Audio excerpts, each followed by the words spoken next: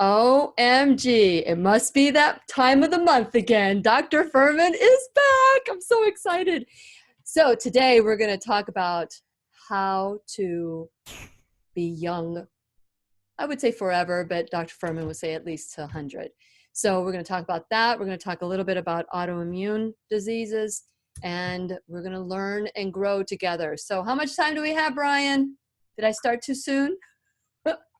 10 seconds. Okay, so fasten your seatbelt. We're going to learn and grow together. You ready, Dr. Fuhrman? Yep, let's do it. Okay. Hey, I want to see a little bit of dancing today. I haven't seen a little dancing from you. Lillian McDermott Show.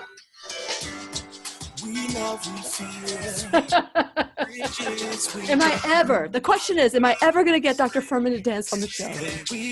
Not at 8 o'clock in the morning. Too early in the morning? But I saw you dance in that, the villages. Remember you were doing the little shuffle with the ladies. That was funny. And people dance with us in the morning. Right here. A little head bop. Come on, Dr. Fuhrman. Just give me a little head bop today. Right here, waiting for you. Here we go. This is the place you can always turn to when you need a friend. The Lillian McDermott Show. To reach out the to little Lillian, shell I picked up on the web at whenyouneedafriend.com. Now, learn like again. Here's Lillian McDermott. Hello, my listening friend. It's so nice we can meet each other on the air on this beautiful, best day ever. And for those of you who have been listening and coming back and joining us, I am so glad that you are back to learn from the best ever, Dr. Joel Fuhrman. And for those of you who've stumbled upon my show, I've been waiting for you. Please remember that this is a place. Please know that you are listening right now to a place where we make commitments to live the life of your dreams. It's my commitment to provide alternative ways to heal, and it is my mission to make awareness, responsibility, and truth a part of our everyday life. And I hope you, by listening, as well as my viewing friends, will feel empowered to embrace a new truth so that you can live the life of your dreams. So if you've stumbled upon the show for the first time, you're in for a treat. Can't get any better than this. Dr. Joel Fuhrman is in the house. I don't think we're giving away a book today, but we're going to give a lot of wisdom, a lot of years of knowledge and research that's going to be coming out at you. And if you've been listening, Dr. Fuhrman, I have a question for you. Have you had your G-bombs today? If you haven't, you will before the show is done. So we have Dr. Joel Fuhrman, who's been on my show, a regular monthly friend of the show for the last 2.5 years. And it's such an honor every time he's on. I learn so much from him. So if you don't know who Dr. Fuhrman is, just know that he is world-renowned, New York Times bestselling author, teacher, speaker. He is like the #1 producer for PBS. He has a DVD series that you can purchase through them as well. And he has his own, if you can go to drfuhrman.com to learn more about all the different ways that you can grow with him. And today we're going to talk about the secret to slowing down your aging process. Slow down. You move too fast. I'm going to break into song in a little bit. So let me share a little bit about Dr. Fuhrman. He's had over 30 years of research. He is the epitome of what taking 100% responsibility looks like. Dr. Fuhrman is president of the National Nutritional Research Foundation, and he is a 5-time, and I think probably even more now. 6 times. 6 times? Mm-hmm. Which one is number 6? Which one is number 6? Fast food genocide? No, it's not number 6. It did not become, it's not a best. It will. I know. We're going to keep working on that. That would be 7. I could live to a 6, but I don't know. And since it is our sole purpose in life to give and receive love and knowledge, I am so grateful that Dr. Joel Fuhrman is back to do just that. Welcome, Dr. Fuhrman, to the Lillian McDermott Radio Show. Thanks, Lily. Always Okay. great to talk to you. It's always nice. I love our conversations before we go on the air, and I'm really excited because today I have a wonderful fan, and his name is Martin, and we're going to talk about a question that he asked, and it's about arthritis and rheumatoid arthritis. And instead of asking you, Dr. Fuhrman, a little bit about your background, because people can go to whenyouneedafriend.com. They can go to drfuhrman.com to learn more about you. Share a little bit about what you told me about the importance of a nutritarian lifestyle with someone who has arthritis or an autoimmune condition. Well, I think the important message is that we can reverse asthma completely. We can reverse migraines completely. So people have to be on drugs the rest of their life. And autoimmune diseases like rheumatoid arthritis, psoriatic arthritis, lupus, scleroderma, inflammatory bowel disease are some of the most devastating and serious illnesses people can be living with. Mm-hmm. When you go to a rheumatologist to treat those diseases, they're going to give you chemotherapeutic agents that cause cancer and have to be monitored very carefully. So the drugs used for those diseases are exceedingly dangerous and cause harm in 100% of the cases. So these are serious diseases where the drugs are exceedingly dangerous and toxic and lifespan shortening. And people aren't told that they can make complete recoveries from autoimmune disease, that they can get well from rheumatoid arthritis, from colitis, from scleroderma, from Sjogren's syndromes, and from lupus. I had a young girl on the national renal transplant list with lupus destroying her kidney. And instead of going for a kidney transplant, she made a complete recovery. And she didn't have lupus anymore. I mean, we're talking here about life-threatening conditions that can be remedied by nutritional excellence. Yet this is hidden, just like nobody's talking about it. Look at Venus Williams, left the tennis tour for a few years with Sjogren's syndromes. Her autoimmune disease flared up. And then she changed her diet to a nutritarian diet. She made a complete recovery. She's back on the tour competing. Nobody's talking about this. That's right. It's completely hidden by the media.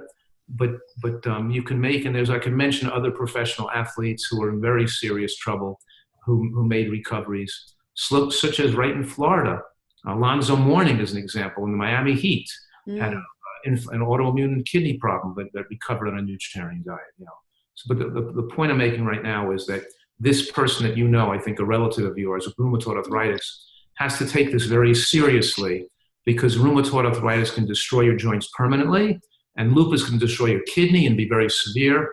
And if these people start to adopt these nutritional protocols, they can make recovery. They can't do it haphazardly. They can't just try to improve their diet, moderately make changes. That's not going to do it. They've got to jump in and do everything right.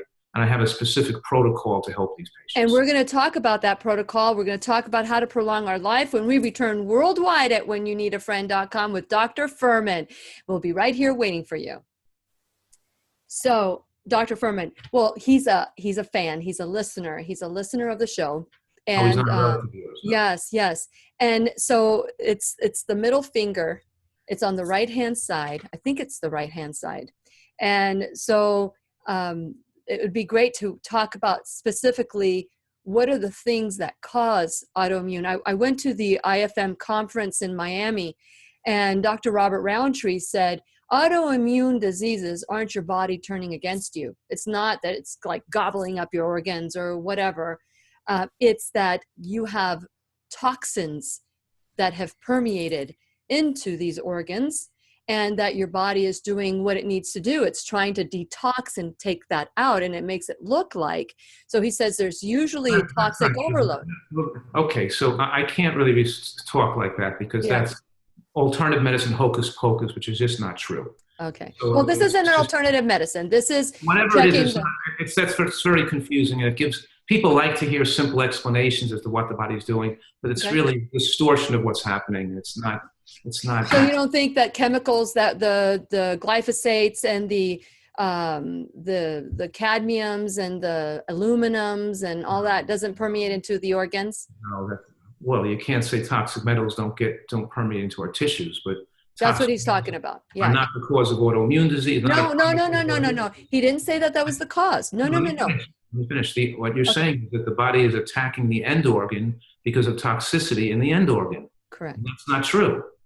It's not true that in other words, the skin is attacked because of toxicity in the skin. In lupus, the kidney is attacked because of toxicity in the kidney. That's not true. It's not what happens. It's antibodies it's an antibody attack, and it's usually a defect of the immune system. The defect is primary in the bone marrow that then produces antibodies against organs that are attacked by the antibodies that are produced. And the T suppressor cells that can't show off the immune response are primarily responsible, because when the body reacts, it can't shut itself down. And there's lots of factors involved. all pathologies involved are multifactorial. Trying to oversimplify it like that is misleading and overly simplistic, and I don't want to. No. So you don't think that toxic overload is a problem in the body? Like people that are eating all these processed foods with junk and all that? Do you think that that's even an issue? Of course. Okay. Of course not that, that's part Yeah. of the aging process, but Text people Lillian are toxic and don't develop an autoimmune disease. 407. No. He's saying that they're finding. Look, let me look. Once again, Here we here's go. Lillian. Welcome back to the Lillian McDermott radio show, where the conversation off the air just gets just as powerful as on the air. I want to encourage you to do everything you possibly can. As you know, the registers, my registered service mark is you can take a pill or you can take responsibility. Earlier in the segment, Dr. Joel Fuhrman was talking about how important it is to know the side effects of these medications. If you have a condition and you are taking a pill, that pill is just, I mean, do we know of any pill, Dr. Fuhrman, that actually cures the body, that you could stop taking the pill and the body will continue to heal? Is there anything like that out there? Probably with regard to, like say Lyme disease, when you have an infectious disease from a tick, after you probably, if you took the right antibiotic for the right period of time, you could kill it and your body will continue to heal and the antibiotic will stop because the spirochete is now killed. Mm-hmm. And the dead spirochetes and the spirochetal post-inflammatory processes will slowly resolve over time. Okay. So there is, I guess there's always the exception. That's an exception. But antibiotics taken a long time in the wrong way could cause harm as well. Well, antibiotics are dangerous drugs that always going to cause some degree of harm in life, and more days you take them throughout your life, you might be increasing the risk of some other issue like breast cancer. But we're not talking, but still, they could be the necessary evil in meningitis, pneumonia, or Lyme disease, Absolutely. or cellulitis when they're necessary to prevent serious harm from some type of infectious agent. Yes. You don't want to use them for bronchitis and sinusitis and bronchitis, and viral infections. 90% of antibiotics are prescribed inappropriately for uses in which they didn't have to be prescribed. Correct. And they're dangerous drugs, but that doesn't mean they aren't needed in those other. Absolutely. I'm not against pills. I am for doing everything we possibly can. And today we're going to be talking about anti-aging.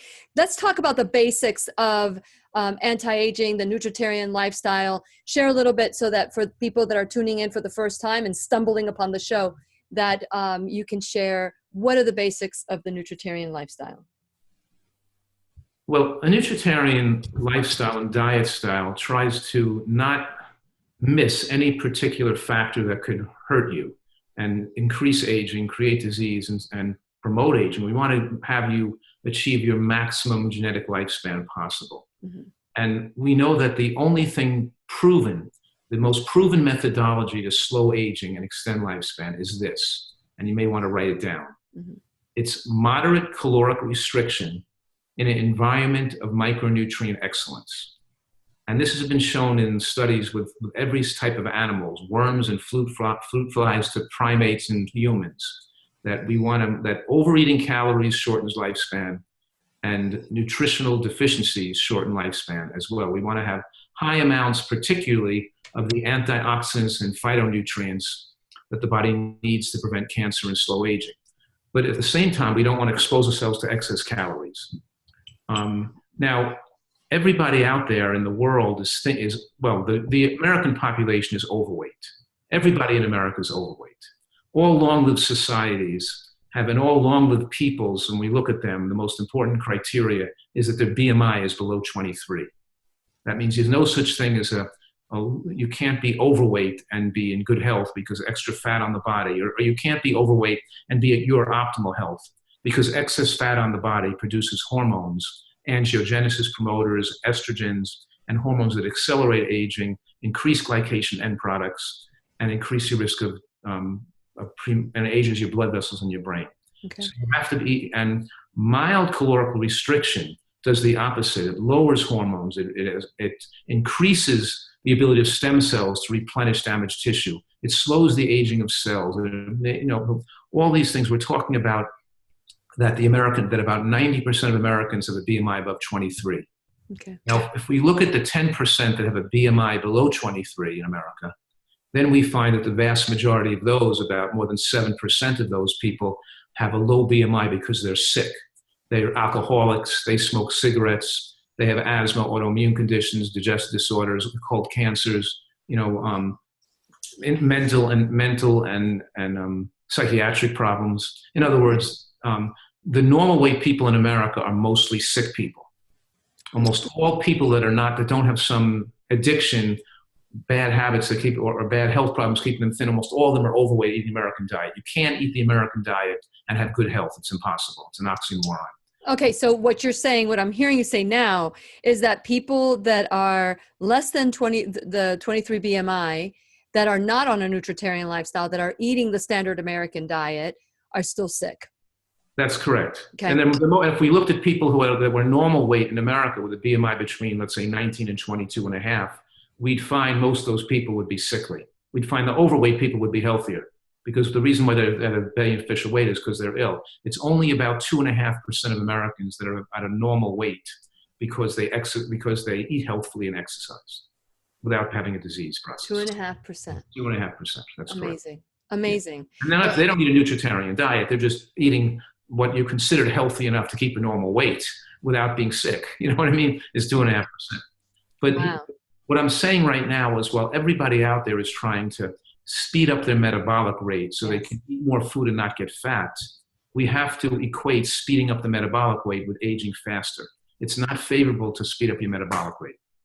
If you want to live a long time and live to be 100 years old, we have to slow down the metabolic rate. We're going to slow down the aging process so we can eat less food and not get too thin. Because the slower metabolic rate is, the more we could retain a normal body mass with on less food. The less food you eat, the longer you live. But the point I'm making here is that this is not austerity and having willpower of iron.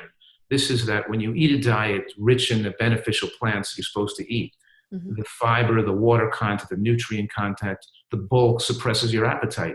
It makes you not want to eat as much food. When you eat properly, you don't want to eat as much. And also, their calories are not as biologically accessible. So a nutritarian diet is designed to make a person prefer to eat less calories and more comfortable eating less calories, so they're satisfied with normal amounts of food, and they don't develop perverted food cravings and emotional overeating patterns that shorten their lifespan. So it's these perverted cravings from lack of micronutrients in your diet that inhibit people from being able to eat the right amount of food. Thus, we have a population of Americans that are all overweight. And you mentioned toxicity before, and the toxicity leads to excessive eating because our body detoxifies most effectively in a non-feeding state. So we're not eating calories is when we can start to feel shaky and weak and fatigued from the toxins being mobilized. And people think they need to eat food to keep their energy up because they feel fatigued. So they have to overeat calories just to feel okay. So now they're overeating calories to feel okay to prevent detoxification, because detoxification doesn't feel very good. Whereas if they weren't toxic and they weren't feeding, they wouldn't feel hungry and they wouldn't want to eat. And so we're talking here about, I can't repeat the basic principle enough, and that's moderate caloric restriction in an environment of micronutrient excellence. And it's focusing on micronutrient excellence that makes moderate caloric restriction possible. And so we're talking about, for example, eating a lot of raw vegetables, eating a big salad every day. The bulk and the fiber and the chewing and the space it occupies in your stomach suppresses appetite. And raw vegetables are not all actually calorically bioavailable to the body because it's hard to digest them. The body doesn't even get all the calories you're eating. Part of those calories never come into your body. So even to eat those raw, not starches, like raw carrots and raw beets and raw peas and snow peas and jicama and kohlrabi, eating a lot of raw food is a strategy to reduce calories. And then the second strategy besides eating salad is having soups.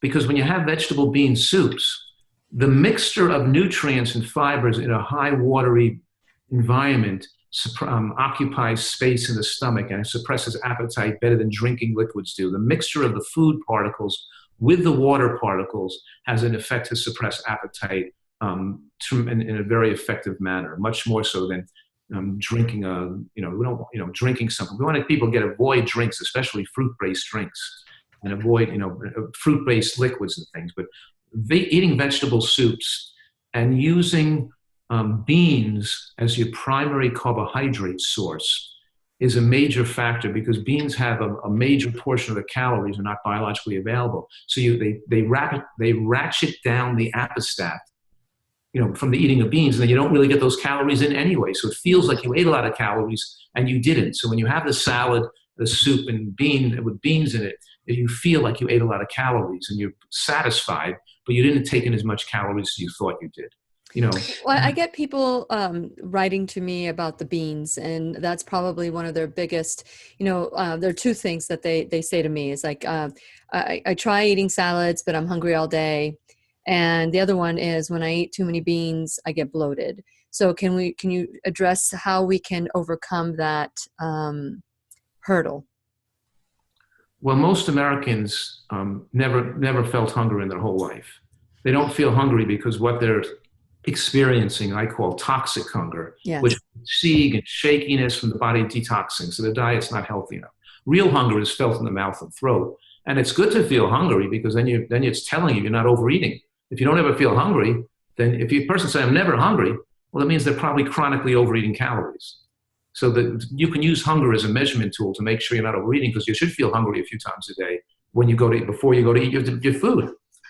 And of course, if they're not eating some beans or some nuts and some other foods with their salad, the salad doesn't supply enough calories to sustain yourself for 5 hours after a meal. So we're not saying to just eat the salad. We're saying eat the salad with a bowl of soup or a bean dish or chili or stew.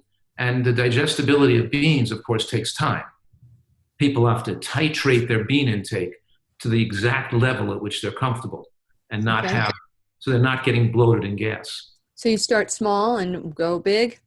Well, some people don't have to start small, but if some people do, they have to try to figure out that level of bean that they can tolerate without discomfort. That's the case in the digestive capacity and bacteria in their gut that's built up to digest beans. But whatever they determine that level is, whether it's a half a cup or a quarter cup or 1 teaspoon, we could find out what that person's tolerability for beans is. And they can use easier to digest beans, such as lentils and chickpeas, compared to, red kidney beans and azuki beans and black beans. They could start with the easy to digest beans too. And then what happens is, over time, when they eat beans every day, their body builds up the ability to digest them better, and they can ratchet that up. The problem with these people who think they can't digest beans is they're not eating beans frequently enough. They're eating them too infrequently. A couple times a week, they get a little bloated. They don't eat beans. They don't ever develop the healthy bacteria that are required to digest them and the timing of the digestive enzymes. In other words, you don't develop the ability to digest beans when you're not eating them. You got to keep eating them. That you have to titrate to the level that's comfortable, and then keep eating it every single day, and you'll be able to increase with time. Very good. So as we're looking at the excellence, the moderate caloric restriction, and micronutrient excellence in a body and environment that is that, you're talking about salads and beans, and of course we have the greens, the beans, the onions, the mushrooms, the berries, the seeds that you're talking about, the G-bombs. So that's important. So you had mentioned that most people are trying to speed up their metabolism, and the reality of speeding up your metabolism is that people who are trying to speed up their metabolism, it leads to premature aging. So when we return from our break, I would love to address the fact that we have been conditioned to eat breakfast, lunch, and dinner, and eat a snack and have all this food. But when we return, we're going to learn a new truth about how keeping our metabolism slow will slow down the aging process. When we return worldwide at whenyouneedafriend.com, we'll be right here waiting for you. That's, from the moment we're born, Dr. Fuhrman, we are conditioned 3 meals a day, a couple of snacks a day. And it's really difficult for people to break that cycle. I remember when I learned... Right. You're trained to overeat. Yes, it's like training a duck, stuffing the animal, teaching it to chronically overeat. Yes. Then people don't know what normal amounts of food is. No. And here's the thing. The first time I ever heard about hunger being felt in the throat, honestly, every time I feel hungry, I think, is this in my throat? Is this in my stomach? Or am I just bored? Am I just nervous? And I start going through this, and my condition sometimes overrides my new knowledge. How did you did you grow up where you could eat whenever you wanted to eat when you were hungry? Because I have a friend whose son only eats when he's hungry, and the parents are like, why, is he getting enough food? And That's exactly what happens. The parents sabotage the natural instinct of the child because they try to force the kid to eat more to get bigger. They don't think kids are supposed to be thin and frail looking. They're not supposed to be pumpy and shaped like teddy bears. You know what I mean? you should see my grandson. Like pandas. They're not supposed to be built like a panda.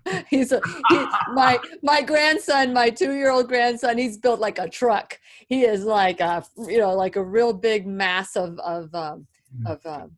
but it's the parent deciding this child's a little too thin. I want him to grow more and eat more food and trying to force the food to eat. And that starts them tempting the child with processed foods to get him to eat more calories. It's not good enough to let the kid eat vegetables. Now he's got to eat, something that entice them with something like a milkshake. And then the kid is off the vegetable. Then they're never on healthy foods the rest of their life because the calorically concentrated, frankenfoods are too enticing.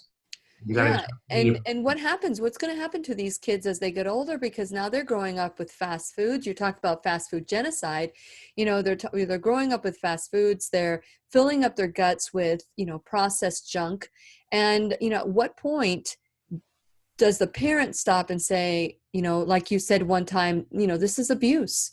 We need to stop this madness, and we need to start filling our children with nutrients. We fill up our car with gas, and we never put the wrong gas in our car, but we keep doing that to our body. Well, as long as adults are confused and food addicts, they're not going to raising their kids to be food addicts too. They so they have a cognitive dissonance. They can't eat the foods they're eating and feed their kid differently. So they have to think that they just don't want to think about the health problems. So they feed the same way they're eating. So, we're moving in the right direction, but it's certainly a very slow process, and we may all be dead from burning up the earth and destroying the earth in the process. I don't know what's going to happen, but it seems like we have a population that lives for instant gratification and never thinks the right thing for the future. Yeah, nobody's planning. And you know what? Before I met you, Dr. Fuhrman, I must say that eating was mindless, and although I ate healthy, what I look at back then as healthy. We all believe that the way we were raised by our parents is healthy. We believe that we've learned the truth when we were raised by our parents. But if a parent does not know what nutrition looks like, and you raise a child, they think that they're eating what they're supposed to be eating. How do you suggest, and how much time we have left, Brian?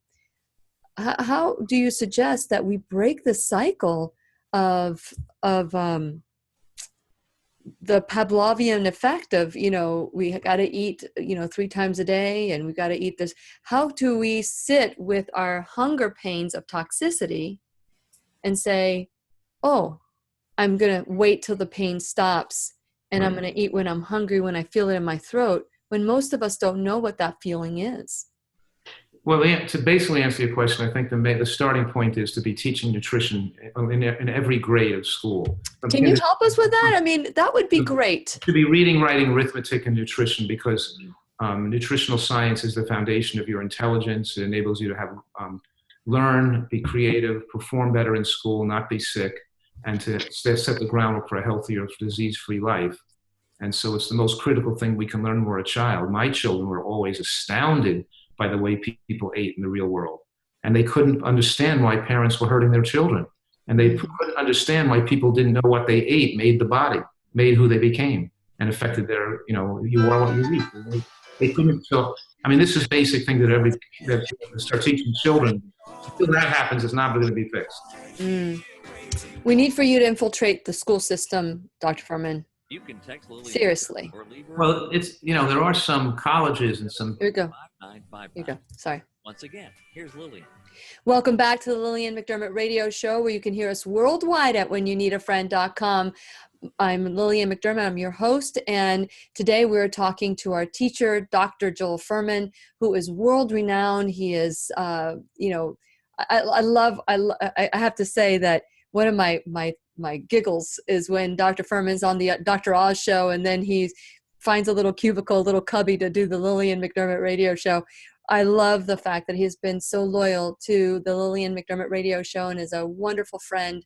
And just every time he's on, Dr. Fuhrman, I learned something new. Today, we're talking about how to slow down the aging process. And many of us, we can't get past everything that we've been taught. And this is where it's so important that we come together at whenyouneedafriend.com. I want to encourage you to become a subscriber. Do it now. If you have an opportunity, do it now. Because when you become a subscriber, the shows get sent to you, and that way you can listen to the show over and over again. While you're at whenyouneedafriend.com, please check out all my social media, like me there, go to YouTube, subscribe there, podcast, subscribe there. That way you can get this new information so that we can rewrite the programs that have been keeping us sabotaged. And we can break the cycle so that our children don't have to go through what we have been going through to break this cycle. And so while you're there, I will ask you to please check out my sponsors page, because without my sponsors, the show would not happen. So I want to encourage you to check them out, see how you can support them the way they're supporting the show. And last but not least, if you ever have a question, a suggestion for a show, then please call or text 407-373-5959. Today, we are talking to world-renowned New York Times best-selling author, wonderful speaker.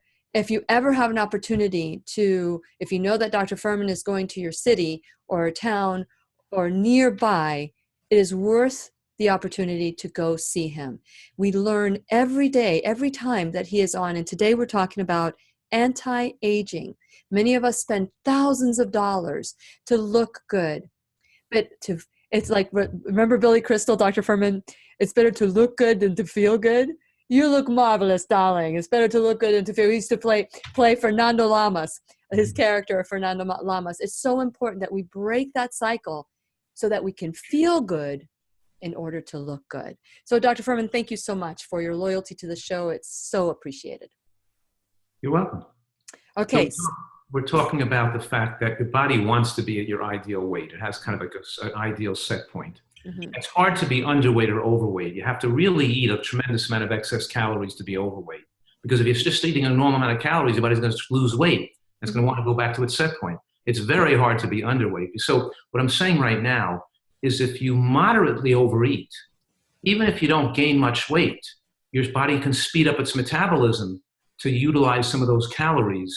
Through its respiratory quotient, it could burn more calories through breathing. It could burn more calories by raising the body temperature. It could raise more calories by increasing the thyroid function. So your body can burn calories and prevent weight loss. But even if you're not that overweight, just a little overweight, you're speeding up the metabolism, you're aging faster.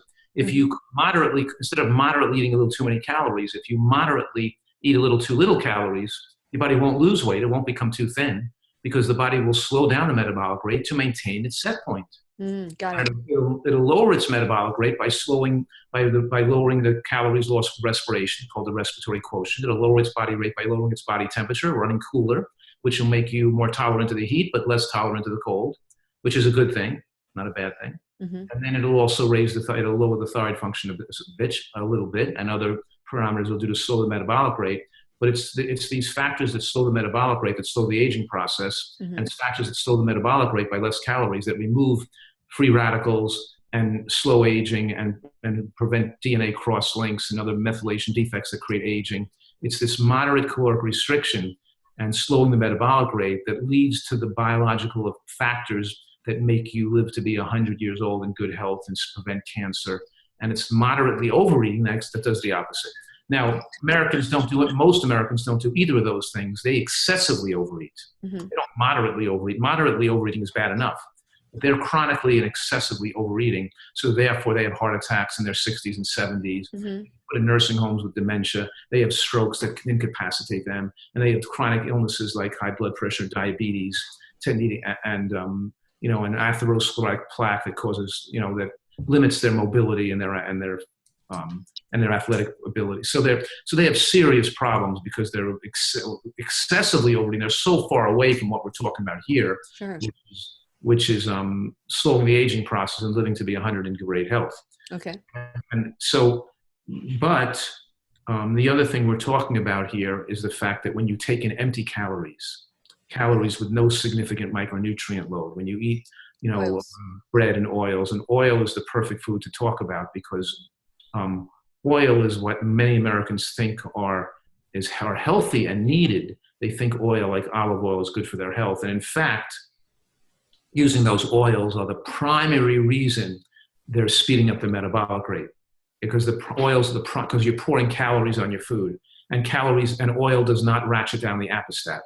It actually increases the amount of calories you want to eat so if you were waiting to consume food at a buffet, and in the line while waiting to fill your plate, I gave you a tablespoon of olive oil, because it doesn't occupy any space in your stomach, and because it doesn't have any fiber, water content, or bulk, it won't ratchet down your appestat. You'll eat the same amount of calories on the buffet, whether you had the oil, 120 calories from oil or not. Whereas if I gave you an apple to eat in line, you'd eat 65 calories less. Or if I gave you a bowl of soup to eat in line, you'd eat all those soup calories would you eat all the less calories. Matter of fact, now, if instead of putting the oil in line, if I gave you the oil on the food on the buffet, you wouldn't just take in the extra 120 calories. You would take an additional 100 calories because oil ratchets up the appetite and makes you want to eat more calories. Mm. So we would add oil, salt, and sugar to food who want to eat more calories over and above the calories that they supply. So it's the perfect witch's cauldron, so to speak, to people to overeat and become overweight. So I think that the oiling of the American diet, and by the way, Americans today are consuming 1,000 times as much soybean oil as they did 100 years ago. 1,000 times as much, not 10 times as much, but in any case, the oiling, the frying of foods, the idea that oil is healthy for you, that's probably the major factor accelerating, shortening lifespan, and removing people's potential, and also creating an epidemic of obesity because people are throwing calories on everything they're eating. They're putting oil in all the food. Okay, so with that in mind, there are so many things that I can just feel people shaking their head, although we've talked about this a bajillion times, the habits. And this is what I was saying to you. We've got to stop with the habits. You're saying don't eat until you're hungry. Feel hunger. It's important to feel hunger. You're also saying that we can't have the salts and the sugars and the olive oils or the oils where we've been told that, oils have this incredible value, medicinal value, or incredible nutrient values, or, I always say, hey, if I want olive oil, I'm just going to eat the olive, and we're not going to, The question is the sesame seed or the sesame oil, the walnut or the walnut oil, the avocado or the avocado oil, the pecan or the oil, the pistachio oil. And that's the real difference we get in lifespan. When people use the pistachio nut, not the pistachio oil. When you use the olive, not the olive oil. When they use so that's where the lifespan benefits come, because when you eat the whole food, like the sesame seed or the pistachio nuts, not only do you get much less calories, but the sterols and stanols, and there's anti-cancer properties, but also all those calories are no longer all biologically accessible. So 100 calories from oil is 120 calories from oil, 120 calories of fat on your body. Mm-hmm. A couple tablespoons of nuts are 50 calories. You feel like you ate 50 calories now. It shut the appetite down by 50 calories. You ate 50 calories less of something else, but you don't get those 50 calories into your body. Mm-hmm. Because about 10 of those 50 calories passed through into the toilet bowl. They were not all biologically accessible. So you ate 50 calories less and you only got 40 calories in. So it was a factor making you caloric. It's a factor leading to moderate caloric restriction. Okay. Oils make you eat more. The food the oil came from makes you eat less, but also supplies you with a much higher micronutrient load. So we're not saying not to eat fat. We're saying to eat the natural source of the fat the way they intended us to. Yeah. I was telling you that I had just had all my DNA done, and the DNA diet that they did on me, they said that my body is the best with a Mediterranean diet. And so someone said, you see, you need oil. And I said, well, I do get oil, because if I'm eating the Mediterranean diet, right, if this is what works best for my body, I'm getting olives, I'm getting There's no way that's accurate to begin with. That's just nonsense. Your DNA test does not tell you what diet. I'll show you. I'll send you my DNA so that you can take a look at it. That's just a scam. You're just believing nonsense. Really? Well, I'll send it to you. A Mediterranean diet is a diet that has some beneficial factors in it, but it also has some factors that are hurtful in it. Oh, absolutely. So good for your body. That's just a person who's nutritionally ignorant coming up with a suggestion for people who are taking the test. Well, I'm going to send that to you because I want you to take a look at it. Certain foods lead to more lifespan, and certain foods shorten lifespan. And some parts of the Mediterranean diet are healthy, like Yes. certain parts are unhealthy. But Yes. collectively putting it all into one category, that's just no. nutritional science. No, That's that was ignorance to categorize a diet and saying this one's good for that person, this one's good for its factors involved. Much more complicated. And we're going to continue our conversation with Dr. Joel Fuhrman when we return worldwide at whenyouneedafriend.com. We'll be right here waiting for you. I'm going to send it to you. They said, okay, your body type and your DNA works best with the Mediterranean. And so I said to them, you're believing that nonsense. I'm not believing it. I'm not switching my diet. I'm a nutritarian. So what I'm doing is that I look at what a Mediterranean diet is supposed to be high in vegetables, but we've turned, it's just like the paleo. It's like people that eat paleo, they think all I can do is eat meat. All I can do is eat meat. Or ketogenic, all I can do is eat meat. All I can do is eat meat. There's a lot of vegetables in these diets too, but nobody talks about it. And why are Mediterranean-style vegetables better than Asian-style vegetables for you? Why are vegetables grown in Thailand not better than vegetables grown in Greece? No. The Mediterranean diet has no applicable science behind it. So that you should be on a high vegetable diet, yes, but what are the other features that make the diet Mediterranean? The more the olive oil, the pasta, the cheese. I question mozzarella. Maybe it's the mozzarella you need from your DNA. No, I don't. That's what I'm saying. The whole point is ridiculous. I will have to check. I'm going to send it to you, Dr. Fuhrman. I want you to look at it. And I'll have you take a look at it and make a comment on it. But yeah, I thought, DNA this, DNA that. And I thought, oh, this is interesting that my body is, I'll have to check and see what are the other options, the other people that might be eating a particular diet. So anyway, I'll send it to you. The idea that there's some particular diet is, there's foods. And there are foods there's a whole assortment of various foods. There's berries, there's green vegetables, there's low starch vegetables, there's onions, you can't categorize a diet in a category that's a mixture of good and bad things, because bad things aren't good for any person. Correct. The whole idea of so that the people designing the tests don't really know enough about nutrition to be advising. Okay. Giving this advice out, they don't have enough knowledge to be giving people advice like that. I'll have to ask them where they came up with that, because looking at my DNA, they said that this is what, Because they're saying that you have some Ashkenazi and some Mediterranean background, and they figured since you have that DNA background of your ancestors, then you should be on the type of diet that's quote Mediterranean. But it's not a scientific way of. Yeah, I just found out that the Mediterranean, I forget if it was Dr. Clapper, who was just on the show, or if it was Joseph Mercola. I don't know who it was. And he told me that there were high heart disease in the Mediterranean, and people don't talk about that.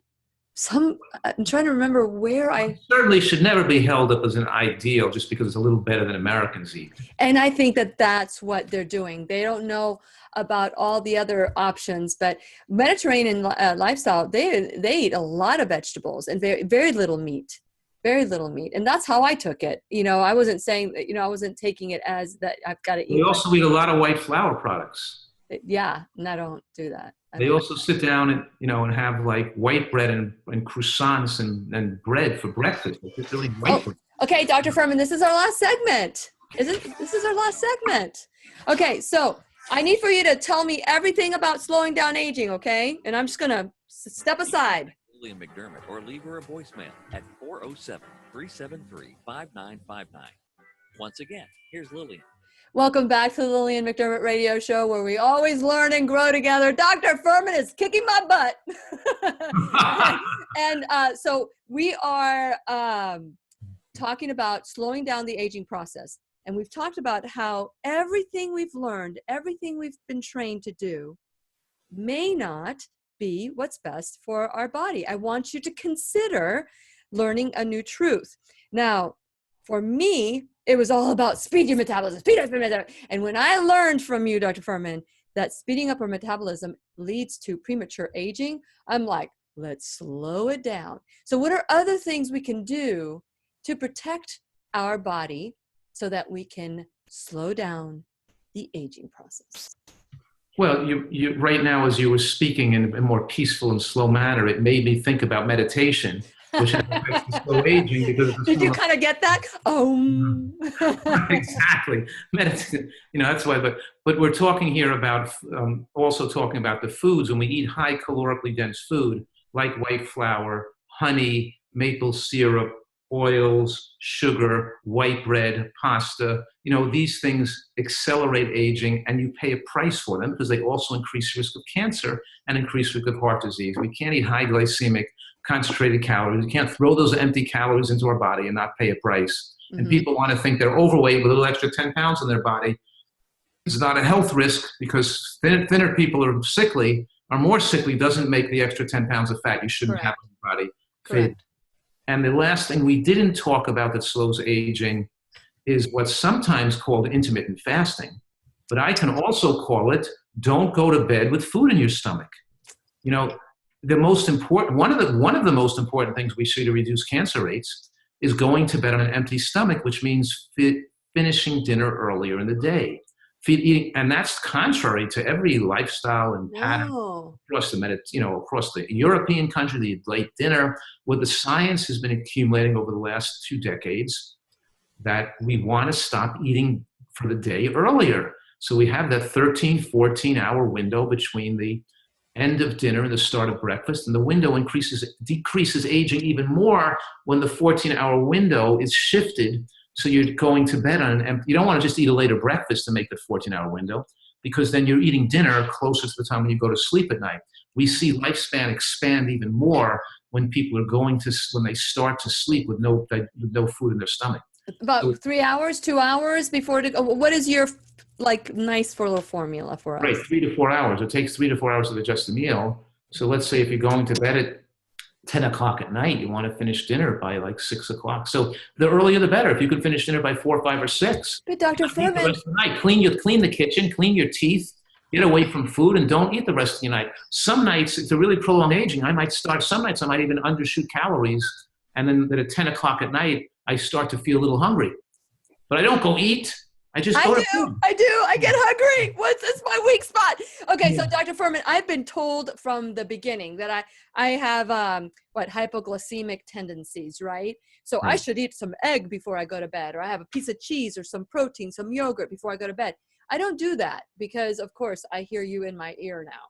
But the problem is that now 6 o'clock, I can't eat beyond 6 o'clock, but all the parties start around 9, 10 o'clock, there's some little chips, there's a little other stuff. And so what do we do? Drink some water? Well, look, I'm just giving people the facts. If they want to shorten the lifespan, that's okay. It's an option to live longer and live better. I think one of the points I'm making is that people equate hunger with so much discomfort. It's toxic. It's toxicity. Can you talk about the anabolic state? Right. It's toxic hunger. When you're eating healthfully, hunger is very mild. It's not uncomfortable. It wouldn't keep you awake at night. It won't make, like I said many times, that if I'm getting hungry, but somebody calls me up on the phone or texts me and says, "Hey, Joel, you want to play some tennis?" I'll say, "Sure, I'll go meet him at the tennis court." I'll skip dinner. I'll eat dinner 3 hours later. It's no big deal. And then I start moving around, my hunger goes away anyway. But the point is, hunger is mild. It doesn't come on with such intensity. It's not going to prevent you from sleeping at night. It's not that uncomfortable. And that, and people say and I think that people this is so unusual and so strange and sounds so difficult to them because they think hunger is something else. Because their diet doesn't have enough dietary quality, and their lack of dietary quality makes their taste buds not as strong, makes their smell not as strong. They're not enjoying food as much. They need the sugar and the salt and the honey and the agave nectar, whatever it is they're eating, because natural foods don't have enough flavor to them because they've deadened their taste buds. That's not real. That's not real. You're saying that that's what we think, but that's not real. Right, because I'm afraid that people listening to me today are going to think that this is too difficult. It's Correct. Too restrictive. It's too, I'm not going to enjoy life. I'd rather just age more and die younger and enjoy my life more. They're not going to think, but they're not recognizing that you can enjoy your life not only just as much, but more that your taste buds adapt. You start to love these recipes that are available, that I've created, and the foods. Your taste gets stronger. You don't desire to eat late at night anymore. You're eating as much food as you desire, but you're just desiring less. And you're feeling good about what you're eating emotionally and intellectually too. So I don't want to leave people with the message that this is impossible to do. No, it's not. It's difficult, so struggle, and you can't go to parties and have fun. All these things that we're putting out there. Dr. Fuhrman, I just want to know what to do. Okay, excuse me, I'm going to a party. I'll have. We don't want people to recreate with food and alcohol like they have. They don't want, people live their life for stimulation, and their whole pleasure comes from the foods and the alcohol and the stimulation they're doing. And of course, they're not going to have good health, but you have to get food and the eating. So if I were to eat late at night, I'm going to say, okay, I have to stay up till midnight, or I have to stay up till 4 o'clock in the morning. No, go to sleep. I'm going to go by sleep. Okay. What time do you try to eat? Do you personally, when do you usually finish dinner? Not every night, not when you have a. I eat dinner around 6, and I finish dinner probably around 6:37.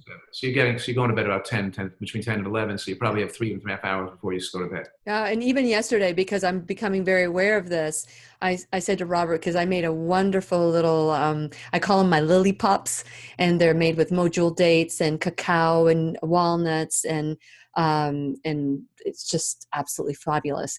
And so I said, I've got to eat that now because I've got to go to bed at a certain time. That's the point. Have that as part of your dessert. Mm-hmm. Stop eating when you're comfortable, and then go to bed and have your digestion be finished before you go to sleep. That's a secret. If people want this lifespan enhancing tool, that's the lifespan enhancing tool. They might not want to do it, but that's what it is. Yeah. So let's talk about a catabolic state, because I really want to talk about, because that was brilliant. The way you explained when the digestion process, when we start feeling that toxic hunger, that like I'm hungry again, or that shakiness, it's not hunger.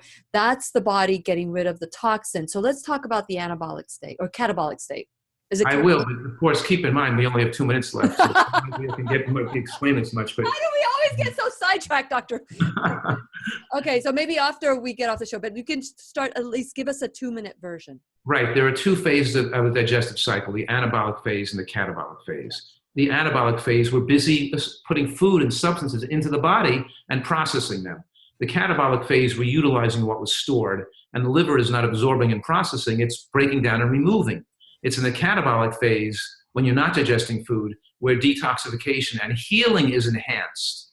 And the longer you spend in the catabolic phase, the more the body can self-heal, self-regulate, and remove and repair damage. And when people putting in food in their body every hour and trying to eat all the time to prevent the toxic hunger, they're accelerating aging and they're preventing the body, and you're accelerating the risk of disease, chronic disease, and cancer. Yeah, I could look like a 2-year-old if I didn't eat so much. Because I eat so much. I love to eat. So here's the thing. So catabolic state, that's where the body starts detoxifying, and we need to allow our bodies to heal. Now, intermittent fasting. You talked about intermittent fasting, and you're saying that the best kind of intermittent fasting is when we stop eating earlier, and when we wake up in the morning, we break our fast. You're not saying the later you break your fast, the better. So what is the amount of time in between that is the optimal from the breaking of the fast? Probably 13 to 15 hours. 13 to 15 We're saying that it's better not to eat a late dinner and get that 13 to 15 hours by eating a later breakfast. It's better to get the 14 to 15 hours by eating an earlier dinner. And so you go to bed on an empty stomach. Okay. It's the best time to the body to age slower is during the sleep cycle. And your catabolic phase is most effectively repair and remove toxins and free radicals and radioactive oxygen species during sleep when you're not digesting food. Dr. Fuhrman, it's always so wonderful to have you on the show. And I'm looking forward to our next conversation, maybe a little bit off the air. And to you, my listening friends, you can't unlearn the truth. Work with your body so that you can age slowly and be healthy. This is Lillian McDermott wishing you love, peace, joy, and unexpected abundance. Make it the best day ever. Learning about the catabolic state and the importance. And of course, I've had doctors come on the show that say that 10 and 2, the hours of 10 p.m. and 2 a.m., that's when the body is kind of going through all the organs are, just like getting rid of all the toxicity. And most people are up at that time. And so when we have lack of sleep, they're digesting food. They're digesting food while they're sleeping, and they're not going through the catabolic state. So let's talk about real quick, because I wanted to address this, that if you are asleep and you're going through the catabolic state during that time while you're sleeping, then let's talk about the importance of sleep, because that could also deteriorate your aging process, right? So, Well, that's right. And that's where the chronic stress and chronic anxiety and stresses of life and have people be unable to sleep. I sometimes sleep poorly because my mind's going, I'm thinking of things, I'm stressed out, I'm making decisions while I'm lying in bed. That's not good for me either, so I'm trying to, so we want to have peace in our lives and not have, because they can't be able to sleep. The over drinking of coffee and taking in caffeine could make people not sleep better because it keeps them in a lighter stage of sleep. But definitely sleeping well is important, and not having chronic stress in your life is important. Yeah. And that's crucial. So here we are eating so well throughout the day, and that sleep is so important. It's not just one thing, it's the everything. It's like I always compare it to a stool. I say, if you have like 3 legs on your stool or 4 legs on your stool, make sure that every single aspect, it's not just the one leg that's keeping it up. It's the combination of all the legs that are so important for us to balance out, and sleep is so important. And when you were talking about that, the catabolic state, and then I've got all this other doctors saying, the hours between 10 and 2 are so important to get rid of the toxicity in your body. I'm thinking, we need to know, we need to have you like on our side saying, this is what's happening. This is what's happening. Right. And then you're resting and sleeping when it's dark out. And my doorbell's ringing. Oh, okay. Well, we can shut the camera off if you need to go. What's that? Do you need to go? Oh, I think I better go get Okay. So Dr. Fuhrman, thank you so much for everything that you do for the show and for all the information. I'm going to make a commitment to you that I am going to be, let me see. I'm going to feel hunger today. I already feel it. That's right. Because if you never feel hungry, then you know you're overeating. You got to sometimes feel hungry to put a check on the fact that you're not eating too much, right? Sometimes feel hungry to make sure you're not chronically overeating, eating too much food. I'm always hungry. Feel hungry. I'm always hungry. That's the problem. I'm always hungry. So I'm going to feel it in my throat today. So thank you. If you're frequently hungry, that means you're chronically not overeating. Okay, good. Okay. Thank you, Dr. Fuhrman. We'll look forward to seeing you next month.